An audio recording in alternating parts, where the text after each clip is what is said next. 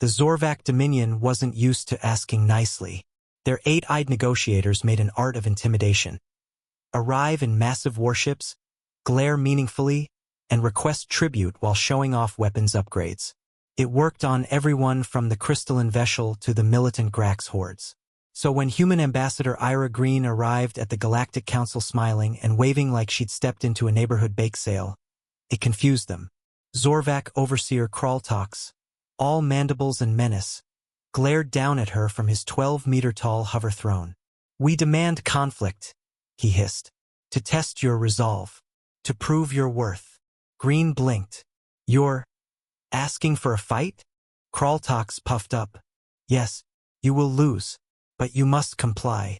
That is the way of the galaxy." The ambassador smiled innocently. "Give me 5 minutes." Within 3 minutes, the human fleet commander, Admiral Juno Briggs, burst into the council chamber carrying a mug that read, "Chaos Coordinator." "Someone asked for conflict?" she said hopefully. The Zorvak troops shifted awkwardly. No prey had ever responded so enthusiastically before. Brigadier Slorn whispered to his comrade, "Why is she smiling like that?" Moments later, the Zorvak formally declared a standardized engagement. They expected a boring skirmish. Tradition demanded both sides posture, exchange warning shots, and stretch the war over decades. Humanity did not understand that tradition. Instead, Admiral Briggs handed every soldier mugs of coffee and said, "We're about to speedrun galactic warfare, people." The human fleet jumped directly into Zorvak territory. No ceremony, no announcement.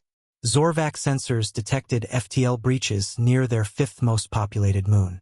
They panicked, not because it was under attack, but because they'd assumed it was off-limits until someone filled out the 421B declaration of war form.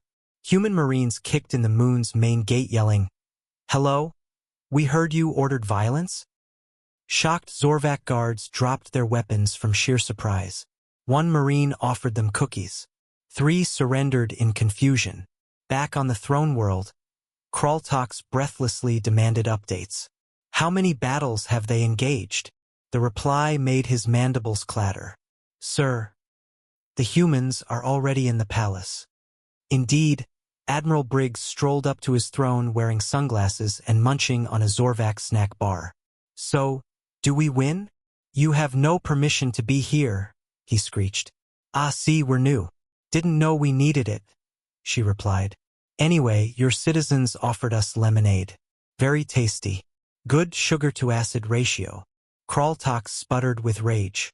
Ritual demanded he pressure them into retreat with a round of elaborate insults. Instead, Briggs grabbed a ceremonial spear off his wall, posed with it for a selfie, and posted it to GalacticNet with the caption, "Vacation pics with disappointed space lobster king lobster sparkles, #Humancer here." Within an hour, every Zorvak garrison received orders to surrender immediately. Not because they were defeated, but because the humans had performed the single most dishonorable act in Zorvak culture, arriving early and not taking the war seriously. Humiliated, Kraltox signed a peace treaty while muttering under his breath, "You are terrifying." Ambassador Green beamed in delight as she shook his clawed hand. "Conflict completed. Lovely doing business with you." Back on Earth, humanity celebrated by releasing a balloon that said, "Congratulations on your first won war." Zorvak propaganda immediately tried to spin the loss. Unfortunately, humans had already uploaded dance videos of their Marines flossing in the Zorvak royal courtyard. The rest of the galaxy watched in stunned horror. Dozens of warmongering species reconsidered planned attacks on Earth. Spies recorded a chilling statement from Admiral Briggs during a post-war celebration. "If another empire wants conflict, tell them to pick a date. We've got next Tuesday free. Maybe Wednesday morning if they bring snacks." The Galactic Council quietly moved Earth's diplomatic table to the other side of the room. Meanwhile, Kraltox issued a new Zorvak doctrine. Rule 1.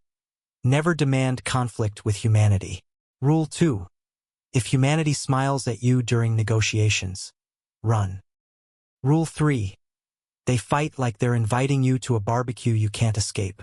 And so it was that the species who had spent centuries conquering worlds with fear now trembled at the thought of cheerful humans showing up early, unannounced, bearing coffee mugs and chaos.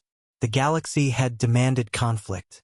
Humanity answered without hesitation, without mercy, and without taking it seriously at all.